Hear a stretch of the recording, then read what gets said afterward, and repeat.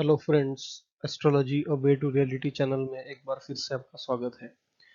दोस्तों, आज हम बात करेंगे कुंडली में जो धन के योग या फिर पैसे के आगमन के, पैसे सेविंग के जो योग होते हैं, तो वो योग कैसे होते हैं, उसमें क्या क्या विशेषताएं होती है। कुंडली में ऐसे कौन से हाउसेस है कि जहाँ पे एक पर्टिकुलर ग्रह प्लेस्ड हो तो उससे धन के योग बनेंगे। तो इन सब विषयों के बारे में आज हम चर्चा करेंगे। तो उसके लिए हम स्टार्ट करते हैं एक सैंपल कुंडली से।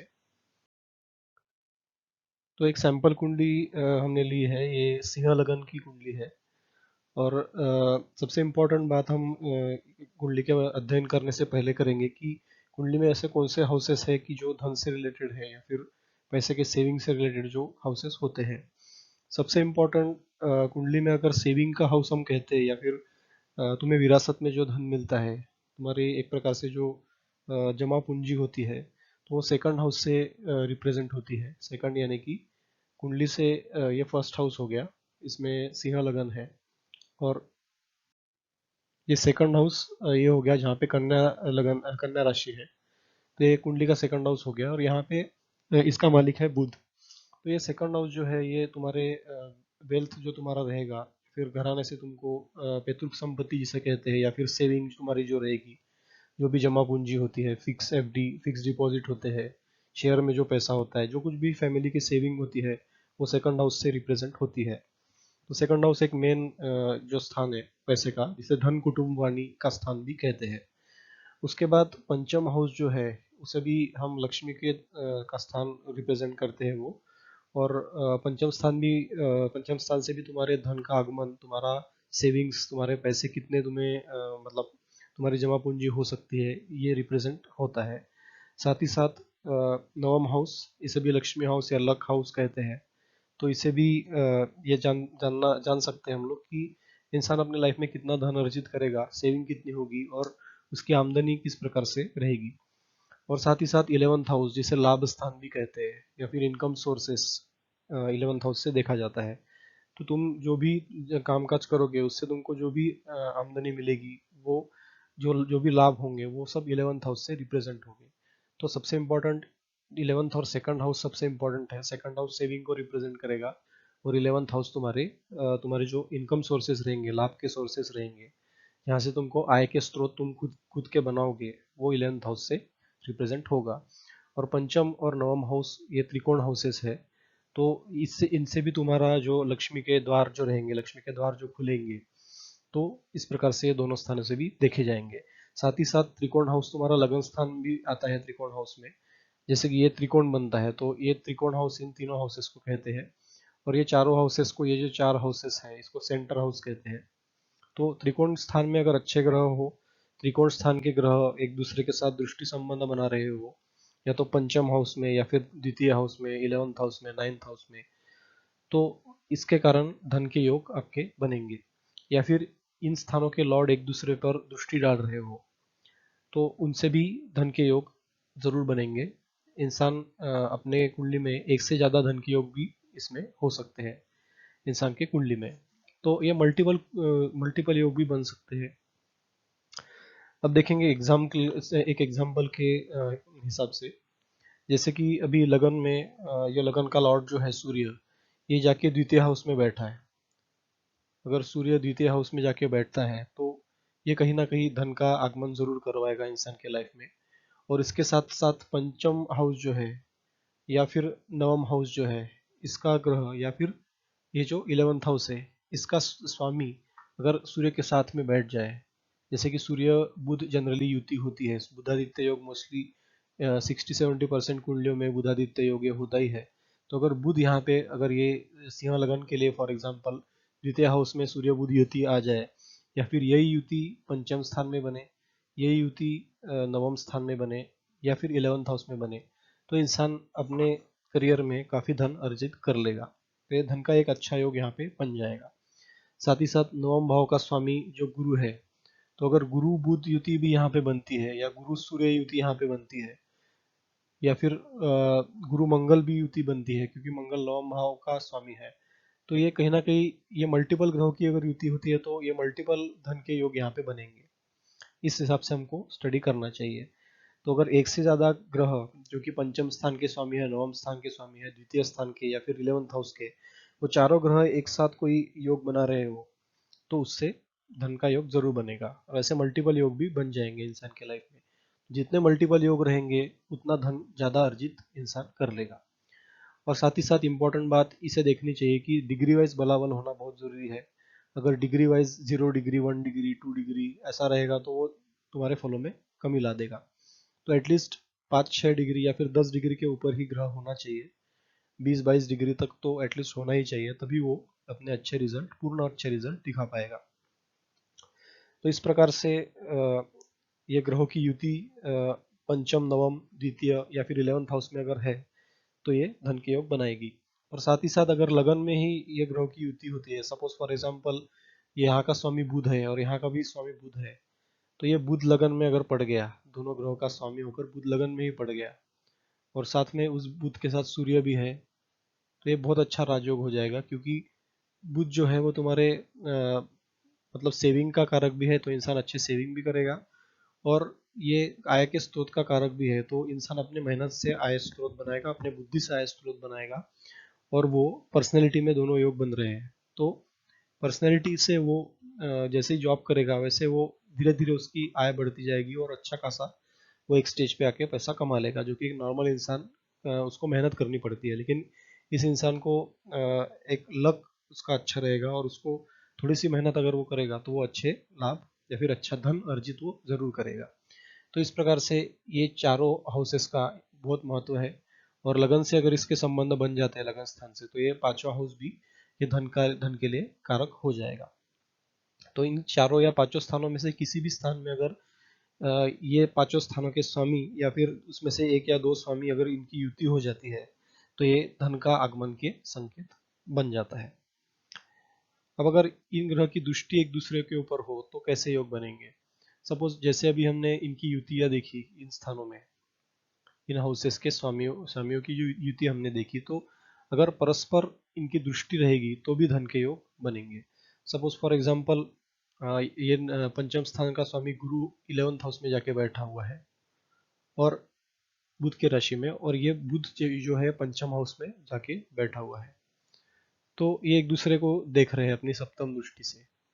बुध गुरु को देख रहा है, गुरु बुध को देख रहा है, तो ये डेफिनेटली एक अच्छा योग बन जाएगा।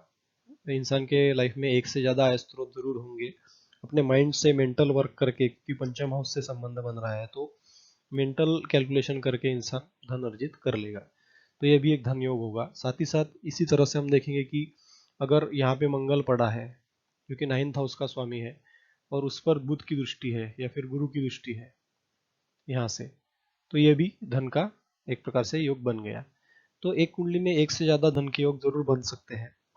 ये चारों पांचों खानों मतलब स्थानों के स्वामी अगर एक दूसरे को देखते भी है परस्पर दृष्टि संबंध बना के, तो भी धन के योग बन जाएंगे।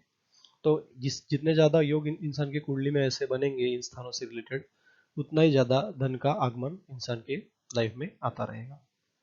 सिंपल सी बात है समझने की। तो डिग्री वाइज बलाबल जरूर देख लेना। डिग्री वाइज बल ज़्यादा होना ही चाहिए, 7-8 डिग्री से ऊपर डिग्री वाइज बलाबल होगा तो ही इंसान को अच्छे रिजल्ट मिलेंगे, पूर्णतः 100% धन के रिजल्ट मिलेंगे। अन्यथा अगर डिग्री वाइज कम रहेगा तो वो कहीं ना कहीं दिक्कत परेशानियां ला देगा। पैसे में धन आएगा लेकिन खर्च हो जाएगा, या फिर धन आएगा कम आएगा, जितना आना चाहिए उतना नहीं आएगा, जितनी मेहनत करेगा उतना धन नहीं आएगा। तो इस प्रकार डिग्री वाइज बलाबल ग्रहों में होना ये बहुत जरूरी है। अब हम बात करेंगे कि कुंडली में जो महालक्ष्मी योग है वो कैसा बनता है। तो महालक्ष्मी योग के लिए हमने एक सैंपल कुंडली ली है, इसमें हम देखेंगे। सपोज ये मेष लगन की कुंडली है, लगन में ही एक लिखा है, फिर 2, 3, 4, इस तरह से 12 नंबर तक ये कुंडली जाएगी। तो लगन का जो स्वामी है मंगल, वो लगन में ही अगर पड़ा रहता है और लगन में उसके साथ में चंद्रमा बैठता है, सपोज कि लगन में ही मंगल बैठा हुआ है और इसके साथ चंद्र साथ में है, तो मंगल के साथ में ये जो चंद्र रहेगा ये महालक्ष्मी योग यहाँ पे बनाएगा। क्योंकि मंगल खुद ही अपने एरिस साइन में बैठा हुआ है, मेष लगन में बैठा हुआ है, अपनी राशि है मंगल की वो, और साथ में चंद्र उसके साथ बैठ रहा है, तो ये धन के द्वार खुलेगा। चंद्र मंगल युति को महालक्ष्मी योग कहते हैं। उसका कारण ये है कि चंद्र एक प्रकार से एक शीतल ग्रह है, और वो सौम्य ग्रह भी है, और साथ में मंगल की जो एनर्जी है वो एक प्रकार से एक देवी एनर्जी उसे कंसिडर करते हैं, और जो देवी एनर्जी के साथ चंद्र की शीतलता अगर मिक्स हो जाए तो वो महालक्ष्मी का प्रतीक बन जाती है। तो चंद्र मंगल की युति मतलब किसी स्पेसिफिक स्थान में जहाँ पे मंगल स्ट्रांग हो, या फिर जहाँ पे चंद्र भी स्ट्रांग हो, ऐसी जगह पे ये युति अगर बनेगी तो ये महालक्ष्मी योग बन जाएगा। साथ ही साथ मंगल अगर चतुर्थ भाव में है, हालांकि चतुर्थ भाव में ये जो चंद्र की राशि है कर्क, तो ये यहाँ पे मंगल नीच का हो जाएगा, लेकिन चंद्र वहाँ पे बली रहेगा, चंद्र स्ट्रांग रहेगा, तो ये महालक्ष्मी योग यहाँ पे भी हमको बनता दिखेगा। हालांकि शुरू शुरू शुरू में मंगल के नीच के होने की वजह से यहाँ पे इंसान को चतुर्थ हाउस में थोड़ा स्ट्रगल करना पड़ेगा धन पाने के लिए, लेकिन इंसान एक स्टेज पे जाके काफी अच्छा खासा धन अर्जित कर लेगा। जब कभी भी चंद्र की महादशा चलेगी तो चंद्र की महादशा में इंसान काफी धनवान हो जाएगा। तो इस प्रकार से ये चंद्र मंगल जो योग है इसे महालक्ष्मी योग भी कहते हैं। तो अलग अलग लगन के लिए ये योग अलग अलग तरीके से बनेगा, और जब कभी भी चंद्र या मंगल की महादशा चलेगी तो इंसान पैसे से, धन दौलत से परिपूर्ण हो जाएगा। तो चंद्र मंगल का कुंडली में होना ये महालक्ष्मी योग का प्रतीक है। इसी प्रकार से हम वृष लगन के लिए भी देख सकते हैं। वृष लगन में अगर चतुर्थ स्थान में या फिर मंगल की किसी राशि में अगर चंद्र मंगल का योग बन जाएगा तो डेफिनेटली वो मंगल की महादशा या चंद्र की महादशा में या फिर दोनों की महादशा में इंसान को धनी जरूर बना देगा। और चंद्र वैसे तो मंगल का मित्र है, हालांकि इसको कभी कभी कहते हैं कि ये दोनों के स्वभाव अलग अलग है। मंगल एक अग्नि तत्वीय ग्रह है, और चंद्र ये शीतल यानी कि ये जल तत्वीय है, लेकिन आपस में इन दोनों की मैत्री है। तो जब कभी चंद्र मंगल की राशि में आएगा तो वो स्ट्रांग हो जाएगा और वो धन के योग जरूर बनाएगा। तो चंद्र का मंगल से संबंध, दृष्टि संबंध भी अगर होता है तो ये भी महालक्ष्मी योग, हालांकि ये स्लाइट महालक्ष्मी योग बनेगा, वो वैसा स्ट्रांग नहीं होगा जी जो जिसमें मंगल और चंद्र एक ही हाउस में प्लेस्ड होते हैं, तो जो योग बनता है उससे थोड़ा सा वो स्लाइट कम होगा। लेकिन चंद्र और मंगल की एक दूसरे की दृष्टि संबंध भी अगर बनता है तो भी महालक्ष्मी योग को वो प्रतीक रहेगा। तो इस प्रकार से दो इम्पोर्टेंट योग आज हमने देखे, जो कि धन के स्रोत, धन की आय, तुम्हारे सेविंग्स, या फिर महालक्ष्मी योग। तो इस प्रकार से ये योग हमने देखे। अभी इसके अलावा और एक योग हम देखते हैं कि गुरु की पोजीशन भी सबसे इम्पोर्टेंट होती है। गुरु, शुक्र, चंद्र, बुध, ये चारों ग्रह धन के कारक इनको भी माना जाता है। और गुरु के कारक भाव कौन से हैं? गुरु का कारक ये दूसरा भाव होता है, पंचम भाव होता है, और नवम और 11th हाउस भी कहते हैं। तो इसमें गुरु काफी बली होता है। अगर द्वितीय हाउस में अगर यहाँ पे गुरु प्लेस्ड हो और वो गुरु अच्छा डिग्री वाइज बलाबल लेके बैठा है, 17-18 डिग्री, 15 डिग्री से ऊपर, 15 से 25 डिग्री तक अगर गुरु यहाँ पे है, तो ये गुरु इंसान को करोड़पति तक बना देता है। क्योंकि गुरु का द्वितीय स्थान एक कारक भाव है, और द्वितीय स्थान या धन को ही रिप्रेजेंट करता है। सबसे इम्पोर्टेंट, तुमको विरासत में मिलने वाला धन, तुम्हारे सेविंग्स, वेल्थ गेन्स, ये सब द्वितीय हाउस से संबंधित जरूर है। तो इस भाव में अगर गुरु बैठता है तो धन का आगमन जरूर होगा। साथ ही साथ पंचम भाव भी गुरु का कारक है, तो हमने देखा है कि पंचम भाव भी एक प्रकार से धन का आगमन करा सकता है। तो पंचम भाव में भी अगर गुरु बैठता है तो भी ये धन आगमन के स्रोत बना देगा, क्योंकि आय स्थान पर गुरु की यहाँ से दृष्टि जाएगी कहीं ना कहीं, तो ये आय के स्रोत गुरु खोल ही देगा। तो इस प्रकार से हम देखते हैं कि गुरु की प्लेसमेंट भी धन योगों के लिए काफी इंपॉर्टेंट होती है। अगर सेकंड हाउस में गुरु है तो फिर गुरु की महादशा बहुत अच्छी रहेगी, इंसान धन से सुख संपन्नता से परिपूर्ण हो जाएगा, और इंसान एक अच्छी लग्जरियस लाइफ यहाँ पे जिएगा। तो यही हमने देखा कि द्वितीय, पंचम, लगन स्थान या फिर लाभ स्थान 11th हाउस या 9th हाउस, इन ग्रहों की एक दूसरे से दृष्टि होने से या फिर इन इन स्थानों के जो स्वामी रहेंगे वो अगर एक साथ किसी स्थान में बैठते हैं तो ये धन का योग आपकी कुंडली में जरूर बनेगा। अगर इस तरह से एक से ज्यादा योग है, इस तरह से एक से ज्यादा कंजंक्शन कुंडली में बन रहे हैं, तो अधिकाधिक धन के योग बनेंगे, धन के अच्छे ज्यादा से ज्यादा योग बनेंगे। और इन सब का संबंध अगर लगन स्थान से हो जाता है तो फिर से फिर आपको और धन के योग बढ़ेंगे। तो ये थी जानकारी धन योगों के बारे में। इसके रिलेटेड कुछ सवाल है तो आप हमें ज़रूर पूछिए। हमारे चैनल को जैसे हम कहते हैं कि सब्सक्राइब करते जाइए और रेगुलर हमारे जो स्टडी है हमारा हमसे जुड़ते जाइए, और जो भी क्वेश्चन है वो आपको आप हमको पूछे और हम इसे डेफिनेटली आपको इसके आंसर देने का ट्राई ज़रूर करेंगे। तो वीडियो कैसा लगा कमेंट बॉक्स में ज़रूर लिख के भेजिए।